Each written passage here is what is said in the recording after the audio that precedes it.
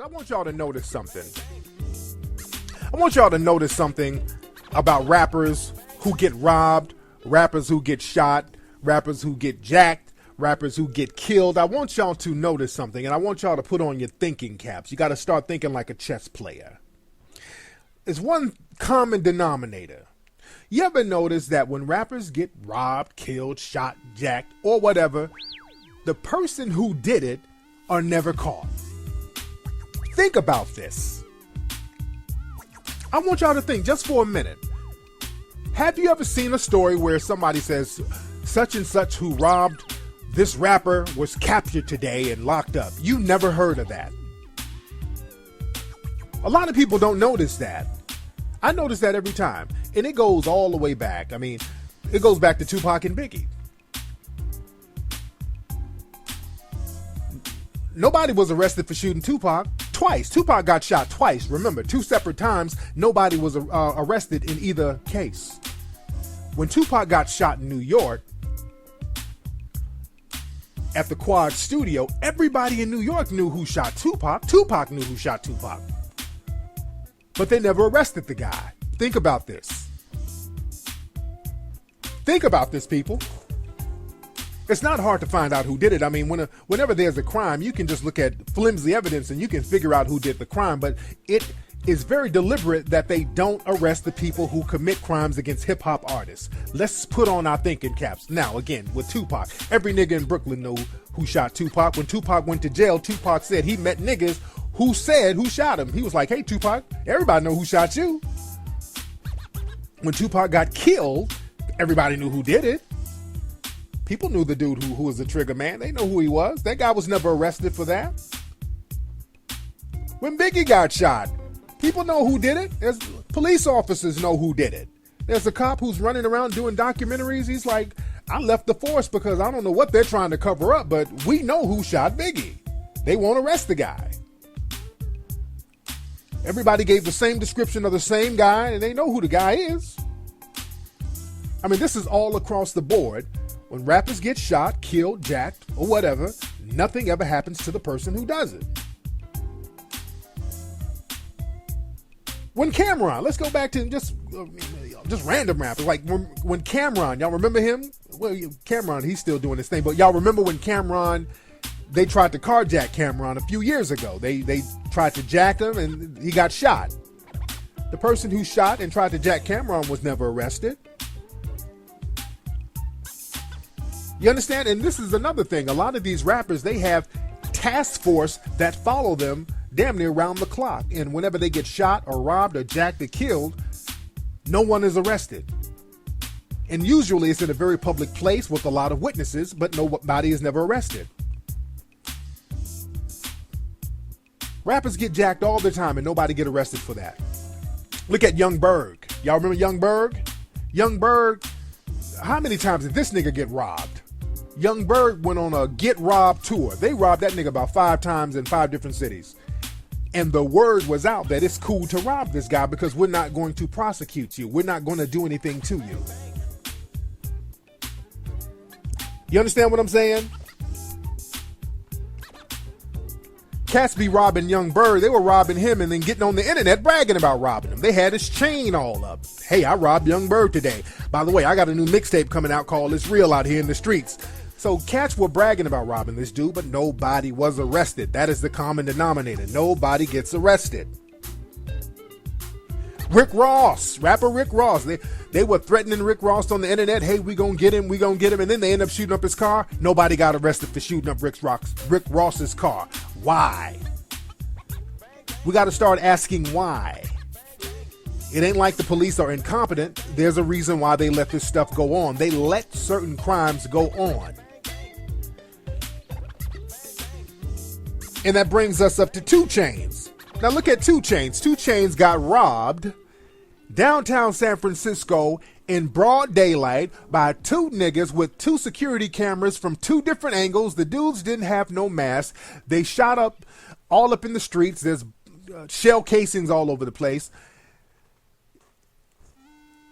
Some of the dudes even called up radio stations who were associated with these dudes in the Bay, kind of bragging about it. And you think that law enforcement does not know who shot up 2 Chainz or shot at 2 Chainz and robbed him. Do you honestly think law enforcement does not know who did that? They are very well aware who shot at 2 Chainz and robbed him. You could have found that motherfucker that day. If he stole the phone, all you had to do is trace the phone. Any nigga can find out who did that. You could do a trace on the phone and find out where the phone went. You can do an iPhone app trace on the goddamn phone to find out who robbed him. But again, nobody got arrested because they're not trying to arrest the people. Now, that isn't to say they might not arrest them for something else, because let me say this, the cats who robbed 2 Chainz, your block is hot right now. Let me say this to the street dudes up in the Bay. The dudes who pulled that robbery, even though they're not going to arrest the dude for robbing 2 Chainz, your block is hot right now. The cops all over your shit, eyeing you niggas, everybody associated with you niggas. They eyeing you right now, and they're gonna get y'all for something else. But they're not gonna get you for this. But you put yourself on the radar. So why does this go on? This goes on to send a message. It goes on because it creates certain headlines. Because when you get major headlines showing that a rapper was robbed, that satisfies a certain agenda. I call it a more realistic Willie Horton ad. Let me explain what that means. In the 1980s, like around 1988, there were these ads that came on television during a presidential election. George Bush Sr. was running for president. He was running against a guy named Dukakis. And, the race was very, very close. It was a very close race. And some of the Republican advisors to George Bush, they said, okay, we can win this, but we got to go dirty. We got to use dirty politics. We're going to have to use the old-fashioned Southern strategy. And the Southern strategy is when you use some kind of racially charged political ad in order to get your followers or in order to slander another opponent. Using the black boogeyman is a surefire way to win an election or get people to co-sign on your side. That's been a strategy for as long as whites and blacks have interacted in this country. The Southern strategy works. But the thing about the Southern strategy, doing it makes you automatically seem racist, because it is very racist, because you're playing on racial fear. So you try to do it without seeming racist as much as you can, but a lot of times you can't get around that.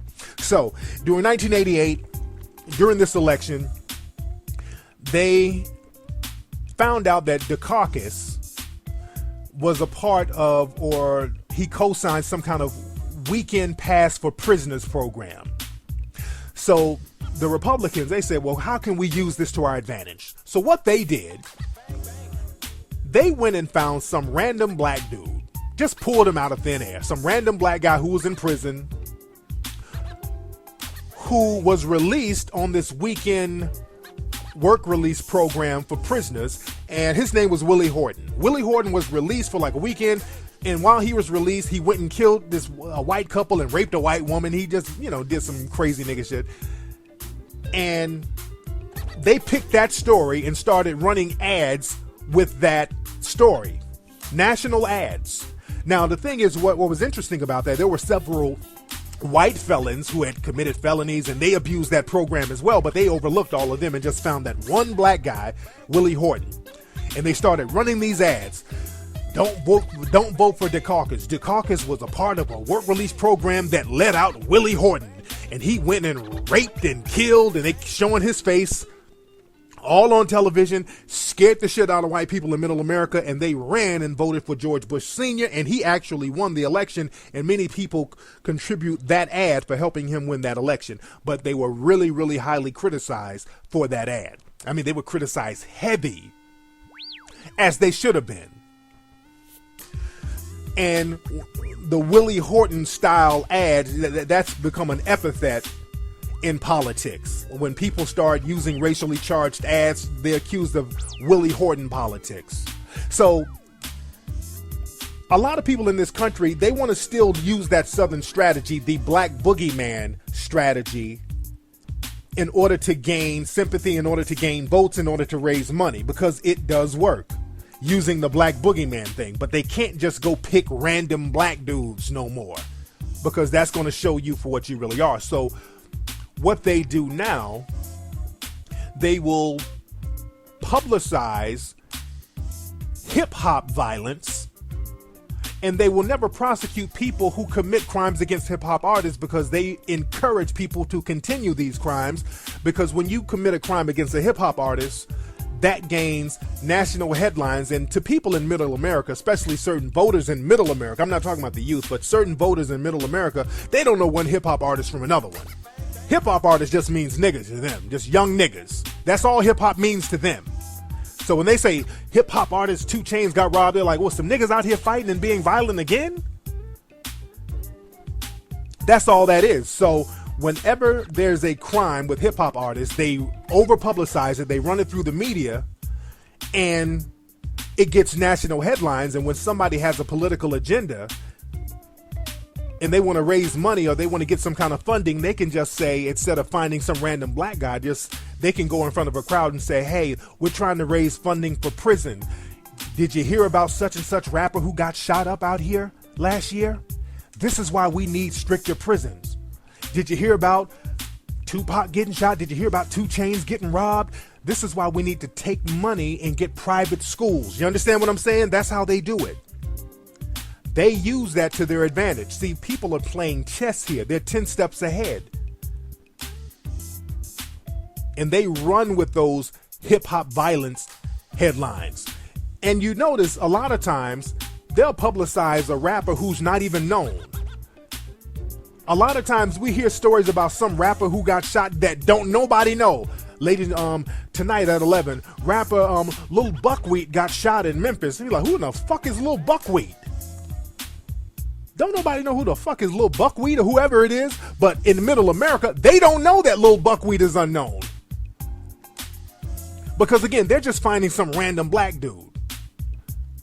And if they say he's a rapper, it will make it seem like he's not so random. They try to make it seem like he's a national artist. For example, there was a guy out here in LA who got killed in the Beverly Center, or by the Beverly Center. He got robbed, and they kept saying he was a rapper. And they kept running with that in national news. It was some guy, I don't know who he was, but he was some dude who wasn't even out. He didn't have no record out. Didn't nobody know who he was, but he was just a guy who got robbed. And in order to kind of flip the story and give it legs, they just associate him with being a rapper. And again, they never show somebody getting prosecuted for that because they say, look, this is hip-hop violence. Hip-hop rapper killed somebody. Somebody got killed a rapper, shot a rapper, and he's still on the loose. So be scared and give us some money to protect you. You understand what I'm saying? So we have to understand the hustle that's down with that. And again, they've been using the hip-hop violence thing to promote certain agendas for a long time.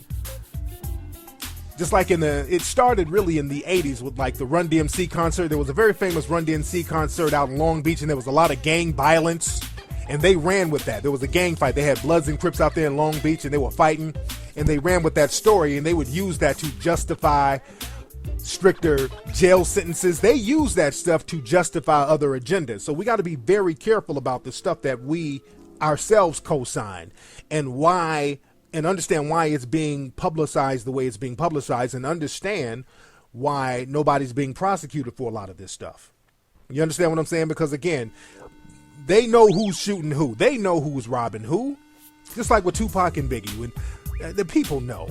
When Biggie got shot, he got shot on Wilshire Boulevard. And there's always been cameras on Wilshire Boulevard. If you run a light on Wilshire Boulevard, they'll take your picture and send the picture to your house. So you got to understand how the game is being worked. And if a rapper or somebody gets shot, there's no demand for justice. And there's this whole, well, it's their own fault. And black folks got to get off that. As if people deserve to get shot or killed or robbed. Black folks start saying that stupid shit. You got to cut that out. That's that whole Trayvon Martin thing. They keep talking about how he deserved to get killed.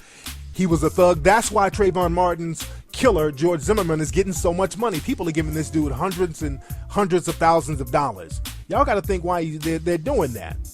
Because deep down, they think that a lot of young black men deserve to get killed. So again, I'm just trying to get y'all to peep game, but don't think for a minute they don't know who's doing these robberies, who's doing these murders. They know good and well who shot at 2 Chainz. They know the dudes, but they're just not going to arrest them. They're not going to prosecute them because they need that fear out there. They need that Willie Horton style publicity out there. They need it. And they're going to milk that. And people of color, y'all stop co-signing that bullshit and start asking questions. And my dudes in the rap game, be careful because they let it be open season on you. Because if you get shot, that's a great thing if you get shot. They can flip that in so many different ways. As a matter of fact, they almost want rappers to get shot. So a lot of cats in the rap game have to be very, very careful, man. You got to be very, very careful. Anyway, man, that's been today's episode of the Mac Lessons Radio Show. I'm Tariq Nasheed.